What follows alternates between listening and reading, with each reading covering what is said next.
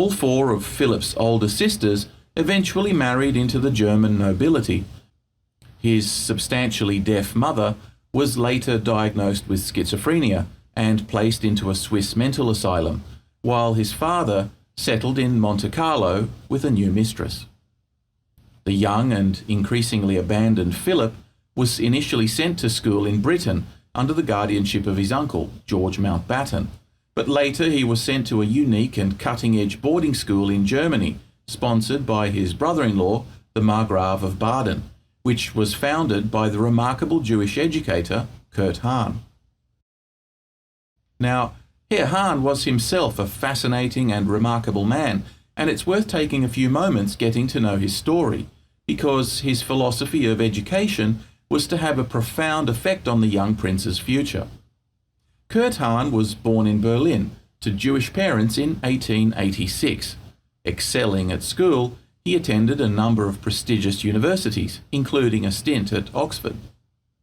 At the outbreak of World War I, he worked for the German Department of Foreign Affairs, eventually coming to work as a personal assistant to Prince Max von Baden, the last imperial chancellor of Germany, together founding the Schule Schloss Salem system of boarding schools, of which he became headmaster, teaching Greek philosophy, history, politics, and literature. The horrors of the First World War had convinced Hahn that current European models of education were fundamentally flawed, and that a total restructuring of the school system was necessary to take adolescents, whom he viewed as essentially decent and positive, and provide them with the experiences necessary to prevent their mass brainwashing by governments, and instead to take their place as mature and integrated members of a peaceful and progressive modern society. Hahn viewed the societal degeneracy that led to World War I to be a decline in several key areas that were critical to address if society was to have any hope of redemption in the future. First, he saw a decline of fitness, which he believed was due to modern methods of locomotion. Second, he felt there was a decline of initiative and enterprise due to excessive indulgence in passive entertainment. Thirdly, he noticed a decline of memory and imagination in young people, which he felt was due to the confined restlessness of modern life. And fourth, he noticed a decline of skill and care, which he believed to be due to the weakened tradition of craftsmanship. Fifth, he felt that there was a decline in self-discipline, which was due to the ever-present availability of stimulants and tranquilizers. And sixth and finally, he believed that the war was a symptom of the decline of compassion, which was due to the accelerated pace and selfishness of modern life.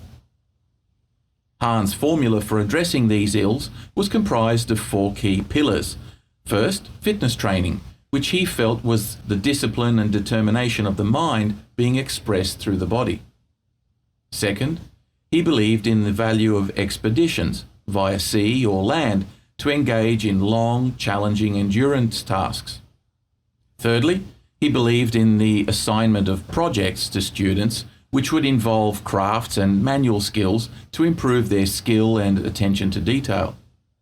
Fourth and finally, and perhaps most importantly, he felt the necessity of public service, such as in rescue or other community activities, for example, life-saving, firefighting, or first aid. Hahn felt that schools that only focused on the traditional study of 7 liberal arts and sciences failed to develop these other qualities and made for an adult that became ever more physically and mentally vulnerable, isolated, and selfish. He also believed that one of the great strengths of British and other democracies was the emphasis they played on the importance of the individual and the agency that we all have as individuals in shaping the world. The central role of education to Hahn was to empower a student with the confidence and tools necessary to make the most of themselves and to help others to do the same, rather than be passive cogs in a collective machine.